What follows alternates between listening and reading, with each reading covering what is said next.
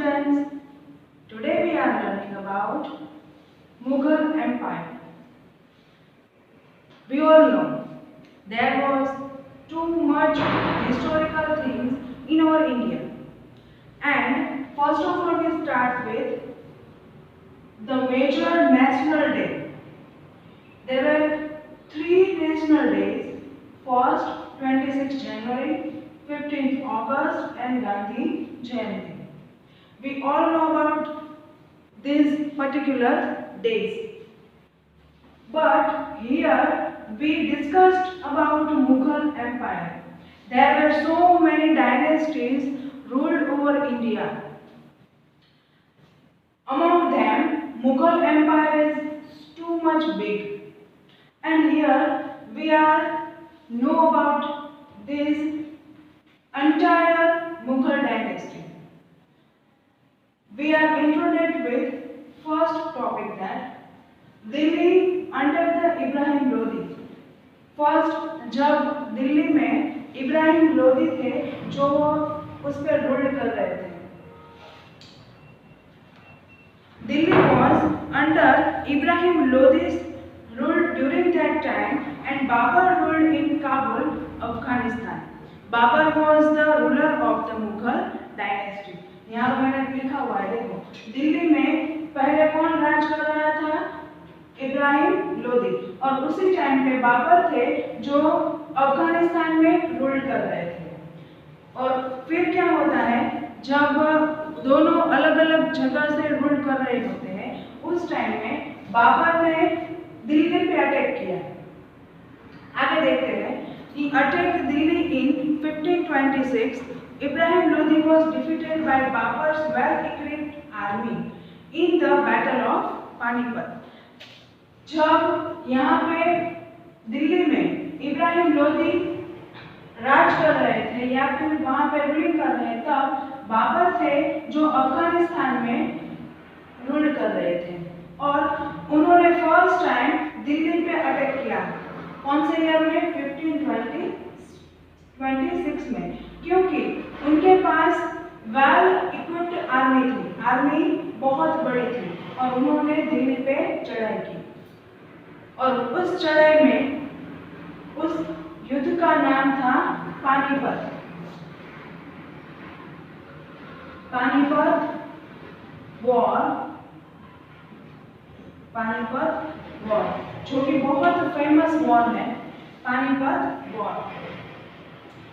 और जब बाबर ने दिल्ली पे चढ़ाई की और इब्राहिम लोदी को डिफीट कर दिया मतलब हरा दिया, तो वहां पे उस एरा, कौन से एरा में थे वो? सल्तनत एज में, सल्तनत युग के वो राजा थे. और वहां पे जब बाबर ने उनको हरा दिया तब वो उसका एंड हो गया. किसका एंड हो गया? सल्तनत एज का. और उसके बाद स्टार्ट हुआ एस्टेब्लिशमेंट ऑफ मुगल डायनेस्टी. किसका स्टार्टअप होता है? मुगल डायनेस्टी. तो मुगल डायनेस्टी के बहुत सारे राजा थे. उसमें फर्स्ट थे बाबर, सेकंड थे हुमायूं, थर्ड अकबर और उसके बाद जहांगीर. अब देखो आपके टेक्स्ट बुक में स्टैंडर्ड 7 में चैप्टर नंबर 4, चैप्टर नंबर 6 और चैप्टर नंबर 8 कौन कौन से चैप्टर है? चैप्टर नंबर 4, चैप्टर नंबर 6 और चैप्टर नंबर 8. इन तीनों चैप्टर में मुगल एम्पायर पूरा का पूरा दिखाया गया है. आपको चैप्टर 4 में आधा ही दिया गया है, मतलब कहां से कहां तक? बाबर से लेके जहांगीर तक. जहांगीर से लेके आगे आपको चैप्टर नंबर 6 में दिखाई देगा. और उसके बाद उसका डेप डाउनफॉल यानी कि उसका पतन कैसे हुआ, डाउनफॉल कैसे हुआ, वो आपको चैप्टर नंबर 8 में दिखाई देगा. तो यहाँ पे चैप्टर 4 में हमें 4 राजाओं के बारे में देखना है. बाबर का बेटा है हुमायूं, हुमायूं का बेटा है अकबर और अकबर का बेटा है जहांगीर. तो यहाँ पे हम फर्स्ट बाबर की शुरुआत करते हैं. बाबर का टाइम पीरियड कितना है? 1526 से लेके 1530 तक. कितना है? 1526 से लेके 1530 तक. ये बाबर का टाइम पीरियड है. देखो इन 1527 fight with the brave Rana Sangha at Karnal, in which Babur defeated him as his army was equipped with cannons. अब आप सबको पता है पहले के समय में जितने भी राजा थे वो बहुत बार युद्ध करते थे और युद्ध में वो अपने साम्राज्य को बढ़ाते रहते थे। तो यहाँ पे भी बाबर ने क्या किया है, जब 1527 में जब वो राजगादी पर बैठे 1526 में, उसके बाद उसके 1 ईयर के बाद उन्होंने किसके साथ फाइट की, राणा संघा के साथ जो कर्नल के राजा थे, और उसमें भी बाबर ने उनको हरा दिया क्योंकि उसके पास क्या था, वेल इक्विप्ड आर्मी और कैनन्स, तो उन्होंने उनको भी हरा दिया। In 1530, Babur fell ill and died. He fought many battles to lay a strong foundation of Mughal empire. अब क्या होता है कि बाबर ने युद्ध तो कर लिया, राणा संघा को हरा भी दिया और उसका जो भी साम्राज्य था उसको उसके अपने साम्राज्य के साथ मिक्स कर लिया, और उसके बाद 1530 में बाबर वॉज इल, बाबर बीमार पड़ गए और वहाँ उसके बाद उसकी डेथ हो जाती है। और उसके बाद क्या हुआ, he fought many battles to lay a strong foundation of Mughal Empire and gained control over areas near Delhi and Agra। जब तक उन्होंने दिल्ली पे राज किया तब तक उन्होंने अपने पूरे साम्राज्य को बढ़ाने के लिए बहुत सारे युद्ध खेले थे और सारे युद्धों में वो जीते थे, और हर बार जीतने के बाद जो भी साम्राज्य उसने जीता होता है उसने उसको दिल्ली के साथ छोड़ दिया।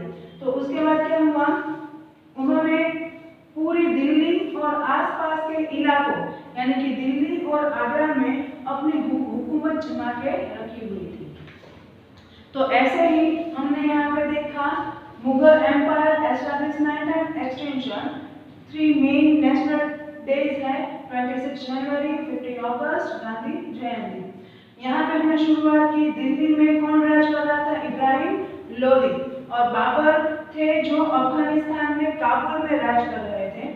उन्होंने फर्स्ट टाइम अटैक किया 1526 में दिल्ली पे, और दिल्ली में कौन राज कर रहा था, इब्राहिम लोदी, और उनके बीच में जो युद्ध हुआ उस युद्ध का नाम क्या है, पानीपत, जो कि सबसे फेमस युद्ध रहा गया है आज तक की हिस्ट्री में। आप चेक कर लेना, पानीपत सबसे बड़ा युद्ध था। तो वो किसके बीच में हुआ था, बाबर और इब्राहिम लोदी। उनको हरा के उन्होंने वहां पे किसका साम्राज्य की शुरुआत हुई, मुगल डायनेस्टी की शुरुआत हुई, और एंड तक किसका हुआ, सल्तनत एज का। सल्तनत एज के राजा कौन थे, इब्राहिम लोदी, और यहाँ से बाबर ने अपने मुगल डायनेस्टी की शुरुआत की थी। अब मुगल डायनेस्टी में सबसे पहले राजा कौन थे, बाबर, उसके बाद है हुमायूं, उसके बाद है अकबर, और उसके बाद आते हैं जहांगीर। जहांगीर की डिटेल आपको यूनिट नंबर 6 में देखनी है, इसलिए यहाँ पे मैंने मेंशन नहीं किया है। तो यहाँ पे आपको सिर्फ 3 ही देखने हैं, बाबर, हुमायूं और अकबर। बाबर के बारे में हमने क्या देखा, तो कि उन्होंने इन 1527 में उन्होंने फाइट की थी राणा संघा के साथ, जो कि उनको हरा के उन्होंने उनका सारा साम्राज्य ले लिया, और उसके बाद जब 1530 में वो बीमार पड़ जाते हैं और उनकी डेथ हो जाती है, और उनके बाद ये दिखाया गया है कि उन्होंने अपने पूरे टाइम में कैसे कैसे लोगों के साथ, पूरे बहुत सारे राजाओं के साथ युद्ध करके उन्होंने अपने साम्राज्य को बढ़ाया था, और दिल्ली और आगरा के आसपास बहुत सारे कार्य किए थे। आगे हमने जब देखा कि बाबर अपनी बीमारी की वजह से वो मर जाते हैं 1530 में, उसके बाद उनके बेटे यानी कि हुमायूं की टाइम आता है, और हुमायूं जब गादी पे आते हैं उनका टाइम ड्यूरेशन है 1530 से 1540, और उसके बाद दूसरा टाइम ड्यूरेशन है 1555 से 1556। आपको सबके टाइम ड्यूरेशन याद रखने हैं। अब देखिए यहाँ पे, Humayun accepted the throne of Delhi after Babur. Babur की डेथ हो जाने के बाद उनकी जगह पे गादी पे कौन आते हैं, Humayun. According to father's will, the kingdom was divided each of his brother। अब आपको पता है कि पहले के समय में जब राजा की डेथ हो जाती है तो उनके बड़े बेटे गादी, उनको उसकी जगह पे गादी मिलती है। तो यहाँ पे जब बाबर की डेथ हो जाती है तो उनकी जगह पे किसकी जगह आती किसकी है? हुमायूं की। लेकिन यहाँ पे क्या हुआ?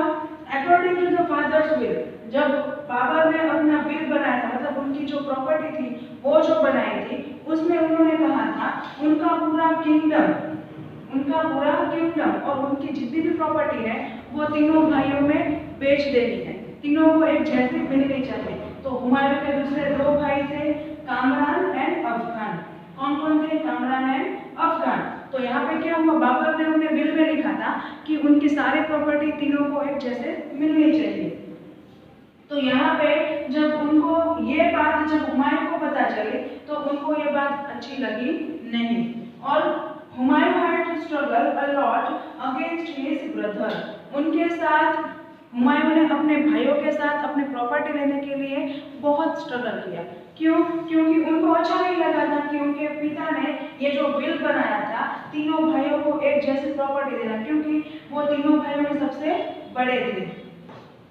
Humayun defeated twice by Sher Shah and he had to escape for 15 years in order to save his life। अब आपको पता है जब कोई राजा बहुत ही अच्छे होते हैं तो उनके सामने उनकी एनिमी आर्मी भी होती है। तो यहाँ पे यही हुआ कि हुमायूं सबसे बेस्ट थे, तो उनके सामने किसका प्रॉब्लम शुरू हुआ? तो कि सूर डायनेस्टी के राजा थे शेरशाह सूरी। तो उन्होंने हुमायूं को युद्ध में 2 बार हरा दिया। कितनी बार? 2 बार। यहाँ पे लिखा है, देखो, Humayun defeated twice by Sher Shah and he had to escape for 15 years। कितने साल तक? 15 साल तक। Years in order to save his life। यहाँ पे शेरशाह ने जब हुमायूं को 2 बार हरा दिया तो उनको पता चल गया कि मुझसे भी ये बेस्ट है, तो इसीलिए उन्होंने अपनी लाइफ को बचाने के लिए, क्योंकि उस टाइम हुमायूं की जो वाइफ थी वो प्रेग्नेंट होती है, तो अपनी लाइफ को बचाने के लिए उन्होंने 15 साल तक अपनी जो दिल्ली की जो दिल्ली में जहाँ पे वो राज करते थे उसको छोड़ के वो वहां से चले जाते हैं। During that time, Akbar was born in Amarkot. जब ये पूरा मामला चल रहा था उस टाइम पे अकबर का अमरकोट में जन्म होता है। अब अकबर कौन है? हुमायूं के बेटे, तो उनका जन्म होता है। Humayun regained Delhi from the Sher Shah. जब हुमायूं ने अपनी पूरी दिल्ली की राजगद्दी छोड़ के वो भागे थे, तब उसकी जगह पे इन्होंने अपना राज संभाला शेर शाह ने। शेर शाह उसकी जगह पे आए और दिल्ली में अपना राज करना शुरू कर दिया। तो यहाँ पे शेर शाह जब हुमायूं भागे थे उसके बाद यहाँ पे कौन राज करता है? शेर शाह सूरी। तो उन हुमायूं के बाद नेक्स्ट शेर शाह आते हैं, लेकिन ये मुगल डायनेस्टी के राजा नहीं है। आपको ये याद रखना है, ये मुगल डायनेस्टी के राजा नहीं है, ये सूर डायनेस्टी के राजा है। समझ में आया? लेकिन यहाँ पे हुमायूं जो भागे थे, तो पहले ऐसा होता है कि जब भी कभी कोई राजा के बीच में युद्ध होता है, या तो वो राजा वहां से भाग जाता है और जो राजा जीतता है वो वहां पे रूल करने लग जाता है। तो सेम ईयर यहाँ पे भी यही हुआ था कि हुमायूं जब भागे थे तो यहाँ पे शेर शाह ने उनकी जगह ले ली। अब यहाँ पे शेर शाह का टाइम पीरियड कितना है? 1540 से 1545। कितना टाइम ड्यूरेशन है शेर शाह का? 1540 से 1545। Sher Shah Suri was Afghan leader. वो कहाँ के राजा थे? अफगान के। Sorry, Sher Shah Suri was Afghan leader. अब देखो यहाँ पे अफगान कौन है? अफगान कौन है? हुमायूं के भाई। तो शेर शाह अफगान के भाई थे और वो उनके लीडर थे। He defeated Humayun twice and established Sur dynasty in Delhi. यहाँ पे उन्होंने उनको हराया था। किसको? हुमायूं को 2 बार हराया, और जब ये चले गए तो वहाँ पे उन्होंने सूर डायनेस्टी की शुरुआत की थी। कहाँ पे? दिल्ली में। Sher Shah Suri was Afghan leader and he defeated Humayun twice and established Sur dynasty in Delhi. After gaining over Delhi, he won many important battles. He then extended this empire Kabul to Bengal to Marwa। अब देखिए शेरशाह बहुत ही ताकतवर योद्धा थे।